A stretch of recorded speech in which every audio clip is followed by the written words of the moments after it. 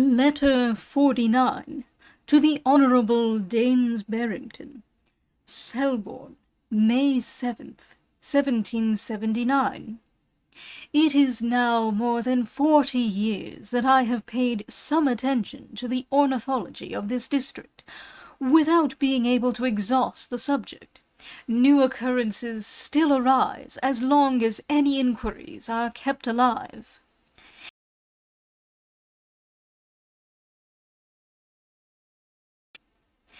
In the last week of last month, 5 of those most rare birds, too uncommon to have obtained an English name, but known to naturalists by the terms of Himantopus or Loripes and Charadrius himantopus, were shot upon the verge of Frinsham Pond, a large lake belonging to the Bishop of Winchester, and lying between Wolmer Forest and the town of Farnham, in the county of Surrey.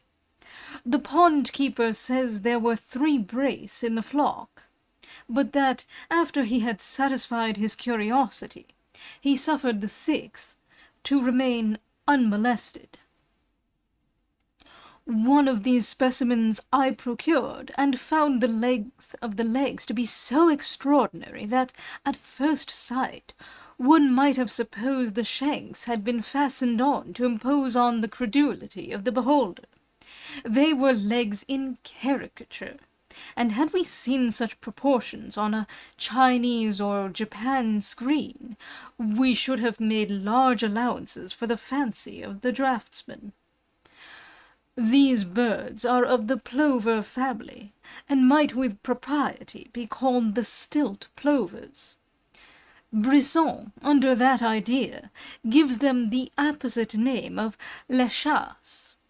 My specimen, when drawn and stuffed with pepper, weighed only 4 ounces and a quarter, though the naked part of the thigh measured 3 inches and a half, and the legs 4 inches and a half. Hence we may safely assert that these birds exhibit, weight for inches, incomparably the greatest length of legs of any known bird. The flamingo, for instance, is one of the most long-legged birds, and yet it bears no manner of proportion to the himantopus. For a cock flamingo weighs, at an average, about 4 pounds, avoirdupois de poids, and his legs and thighs measure usually about 20 inches.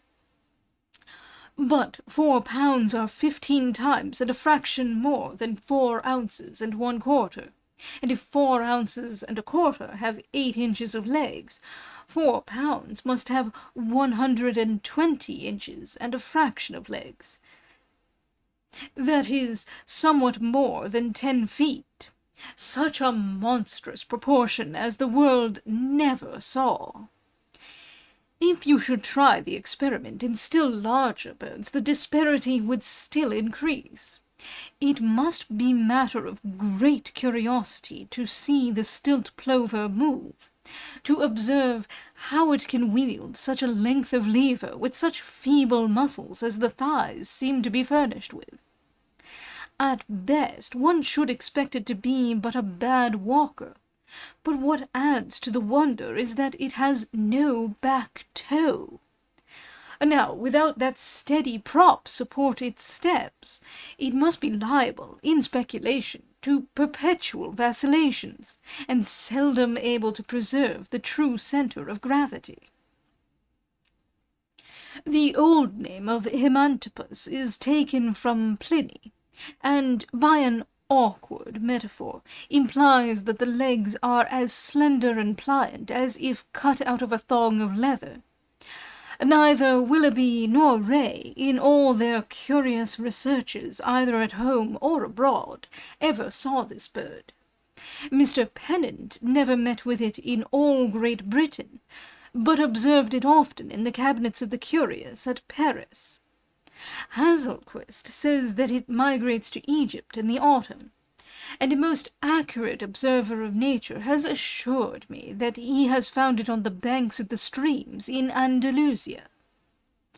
Our writers record it to have been found only twice in Great Britain, From all these relations it plainly appears that these long-legged plovers are birds of South Europe, and rarely visit our island, and when they do are wanderers and stragglers, and impelled to make so distant and northern an excursion from motives or accidents for which we are not able to account. One thing may fairly be deduced, that these birds come over to us from the continent, since nobody can suppose that a species not noticed once in an age, and of such a remarkable make, can constantly breed unobserved in this kingdom.